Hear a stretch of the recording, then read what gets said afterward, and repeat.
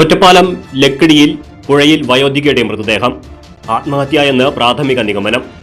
ഏതാണ്ട് 70 വയസ്സോളം പ്രായം തോന്നിക്കുന്ന വയോധികയുടെ മൃതദേഹമാണ് കണ്ടെത്തിയത്. ഇവരെക്കുറിച്ചുള്ള കൂടുതൽ വിവരങ്ങൾ ലഭ്യമായിട്ടില്ല. മൃതദേഹം കരയ്ക്കു കയറ്റി. ഞായറാഴ്ച ഉച്ചയ്ക്ക് 1 മണിയോടെയാണ് മൃതദേഹം കണ്ടെത്തിയത്. ഇവർ ബസ് ഇറങ്ങി വന്ന് പുഴയുടെ കൈവരിയിൽ നിന്നും ചാടിയെന്ന് പ്രദേശവാസികൾ പറയുന്നു. പോലീസ് തുടർ നടപടികൾ സ്വീകരിച്ചു. News desk CCV.